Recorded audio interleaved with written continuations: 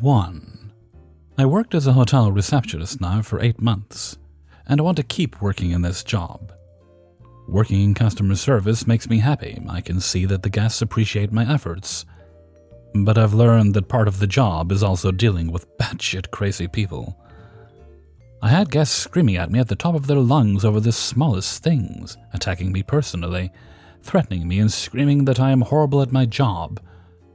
I work in a big hotel, and we have a lot of guests staying with us. 99% of the time, there are decent guests.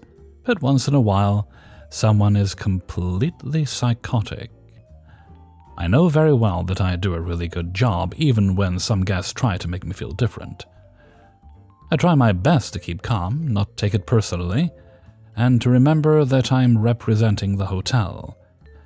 There was a time I lost my temper for a few seconds and raised my voice to a guest. I realized after that I shouldn't have, that it was this kind of person that no matter what I had said, it wouldn't have made any difference, and that he just needed to scream at someone. I wonder how other front desk workers feel about these situations and how it affects you, and if it will be easier to deal with after some time. I also wonder how you feel about not feeling safe. We had a guest that was seriously psychotic. Everyone in the hotel knew about this guest and had experiences with him. He would come to talk to you about one thing, and he would talk about 100 different things and would never stop, and he was so weird. He came to me dead serious and said there is an emergency, that there is a child in an emergency, and that he is a children's doctor. My heart was in my throat, and I looked at him with question to what's going on. He fucking told me that the child did not have hot chocolate. We have a restaurant downstairs that serves hot chocolate. Goddamn. I was really scared and for nothing. Also, his room was horrible. Our handyman and housekeepers that had been inside his room told me it was disgusting. Pill bottles everywhere, and it smelled like urine in there. This person also demanded to get one more night for free. Everyone was clear that we will not give this to him, and that we will blacklist him so he can't come to us again. Everyone was done with this guy, but I was alone at work and had to tell him that we cannot give him a free night. I was waiting, and I was so scared that he would come, and I had to tell him. I had no idea how he would react because, to me, he seemed mentally insane.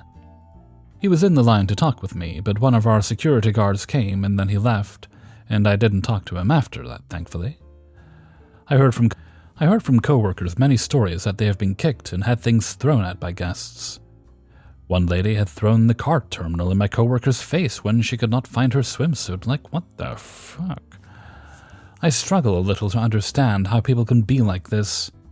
But with time now, I've started to not be surprised anymore. I just wonder how often situations like this happen in this job, and how you deal with it, and how it makes you feel. I myself can get very emotional and frustrated because I represent the hotel, so I can't show how I really feel in some cases. 2. So this is less a bad story, more a remarkable story that happened way back in the recesses of time when I worked front of house. I'm showing my age here, and I haven't worked in the trade for a long time, but I still love hearing everyone's experiences as they still feel relatable.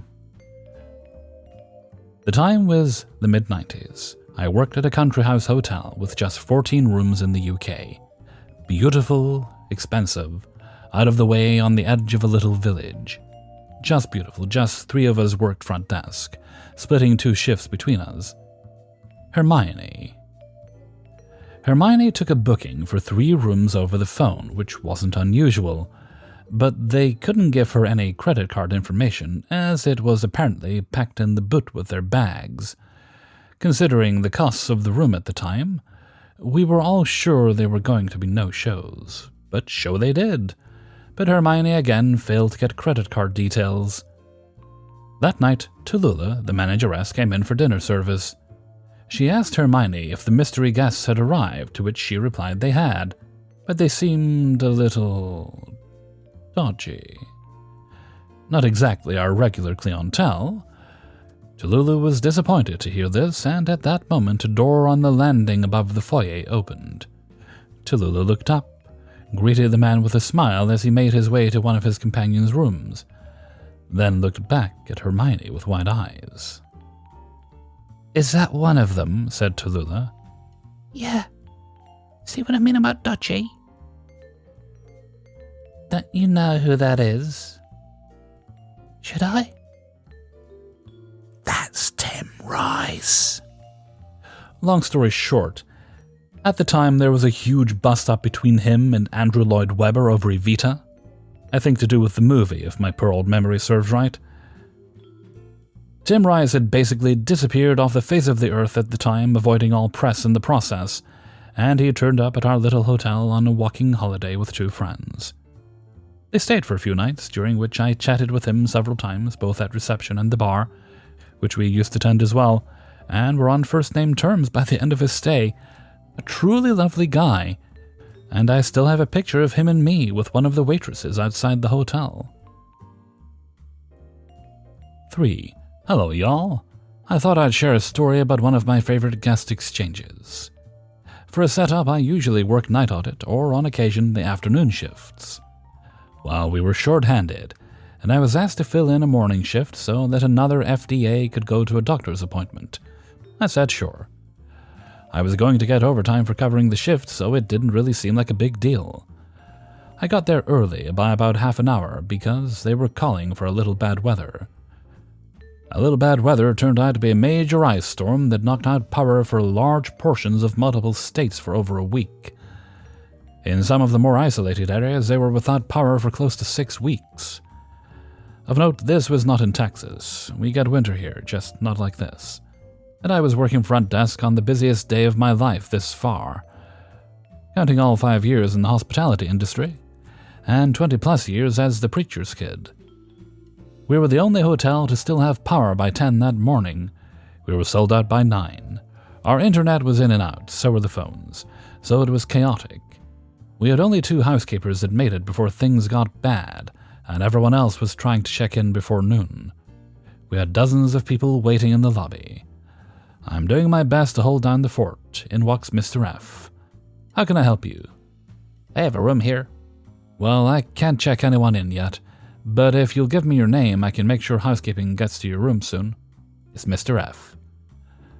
Not seeing the name and thinking the system had decided to destroy me, I'm sorry, sir, but I don't see a res under that name. Is it possible it's under a different name?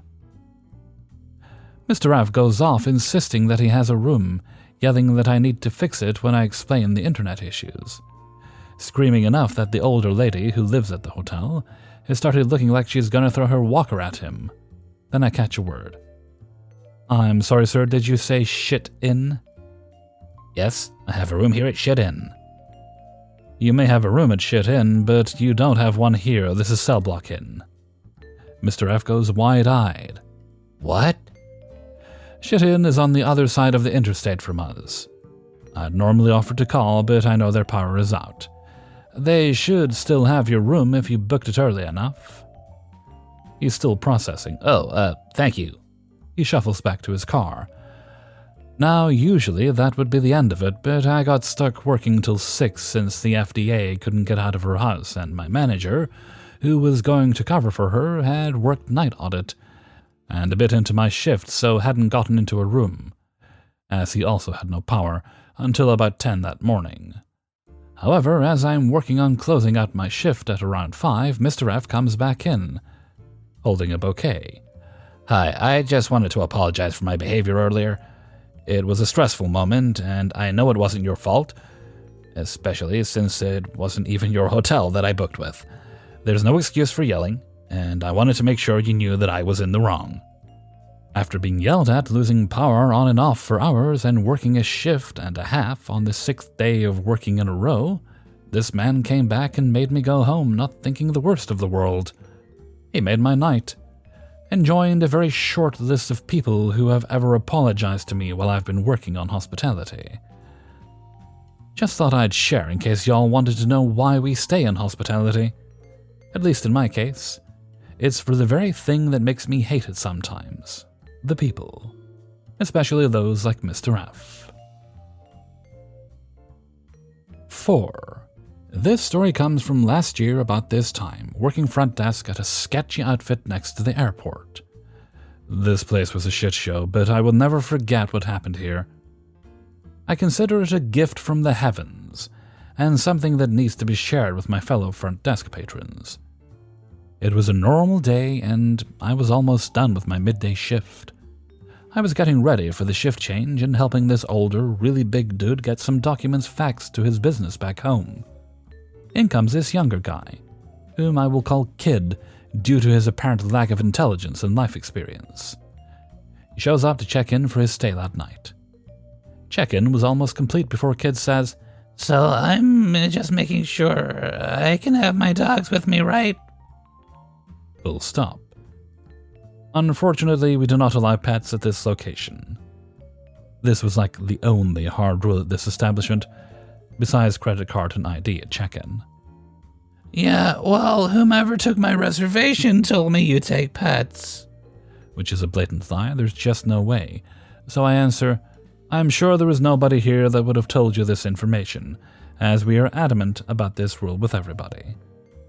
There was something fishy about how this kid waited until the check-in was complete before asking about his dog, which also makes me believe he was trying to pull a fast one. Because if he already had confirmed this info, why would he ask again? Kind of shady, as I can see. But the story continues. Kid starts to get excited and says something like, "No, this is BS. I was told I could have my dog here. I already paid for his room, so I can't go anywhere else. What are you going to do about it? This is your fault. You guys messed this up." Remember that big guy I was helping earlier?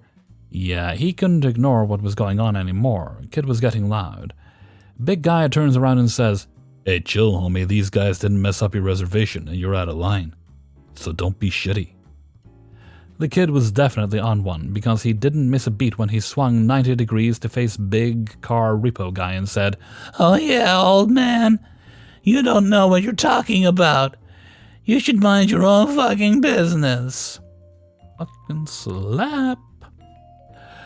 The sound echoed off the lobby walls, and the following silence was absolute. The kid's eyes widened and his jaw lowered in pure disbelief. He looked at us, then back at the dude, muttered something about calling the police, and walked outside.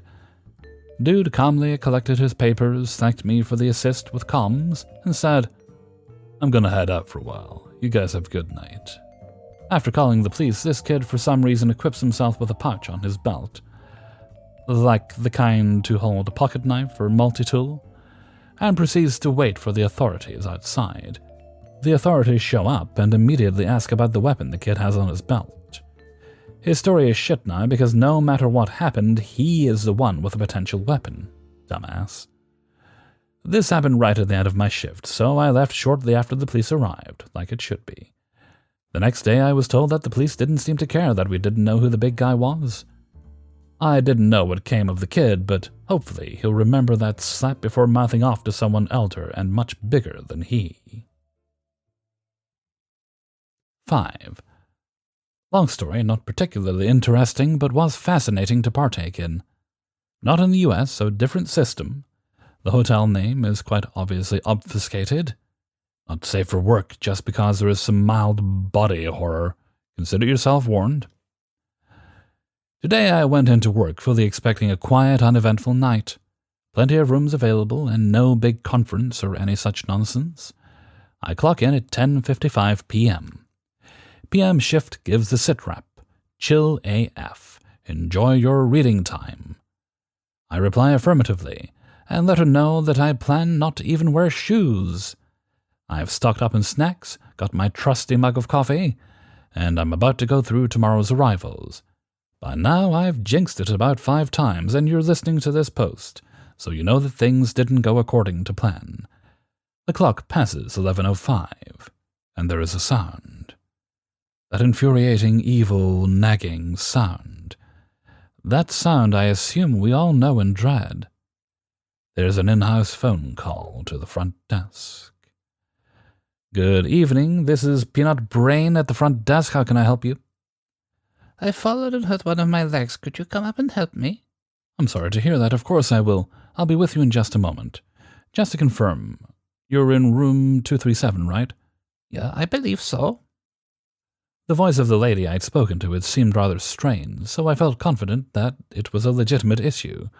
Unfortunately for her, that confidence was either well-founded or coincidentally spot on. I knock on the door and exclaim that I will be entering, proceed to unlock the door and open it. I hear some panting from over by the bed, not directly in the line of sight from the door. Hi there, you called for me? Are you having trouble moving?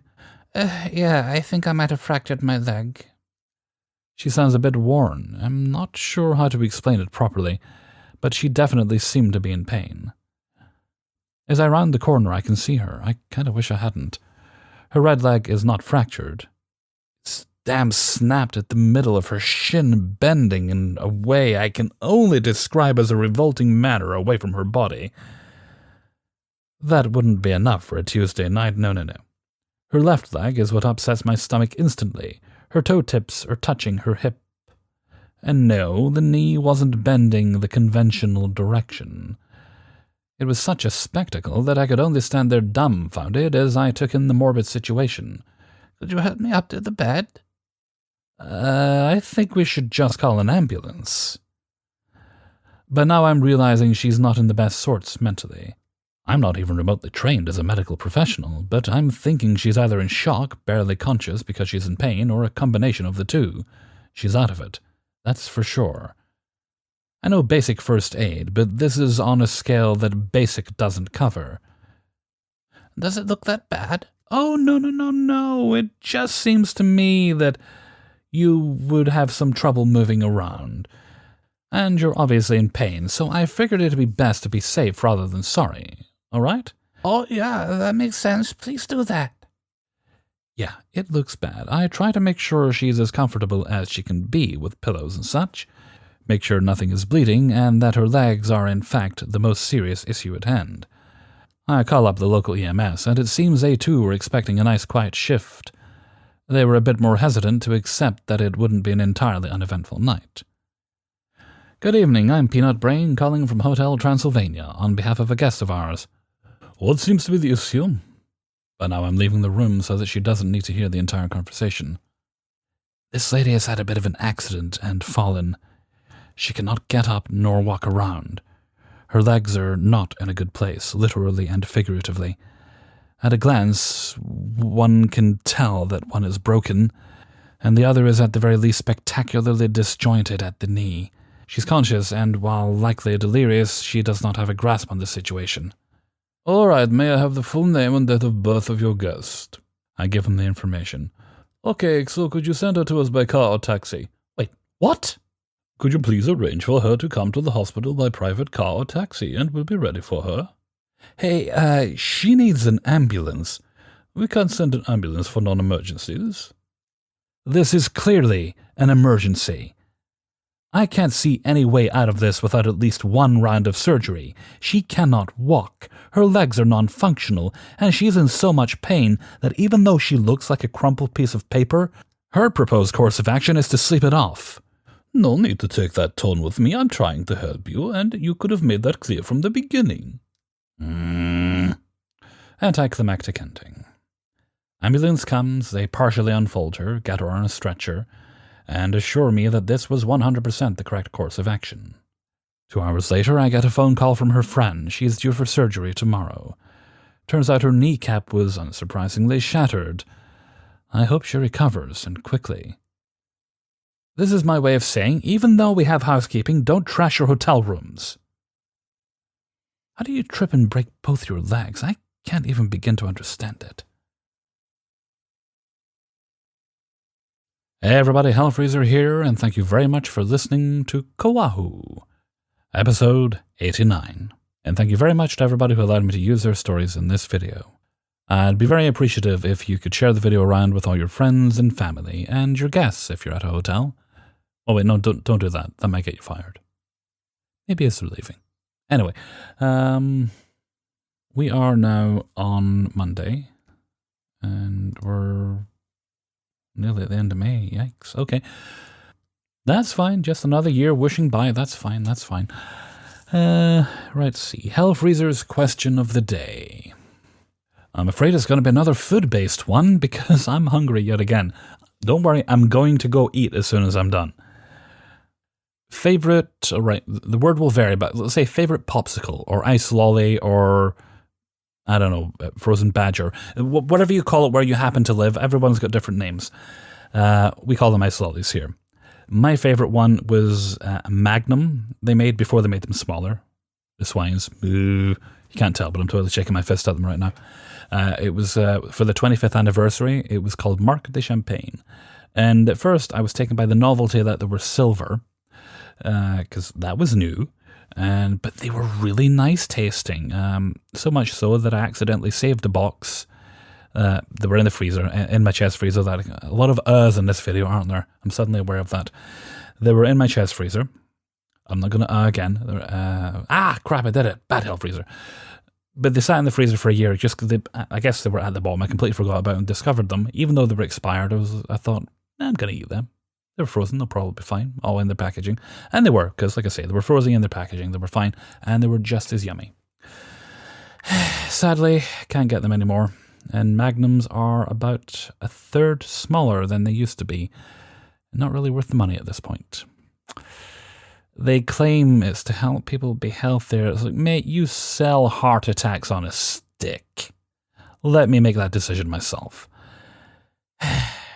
Anyway, I'm not bitter. So what are your favorite cool treats for the summer? Leave your answer in a comment below. Okay, and with that, I'm going to head off for now. So until next time, thank you very much for listening, and take very good care of yourself.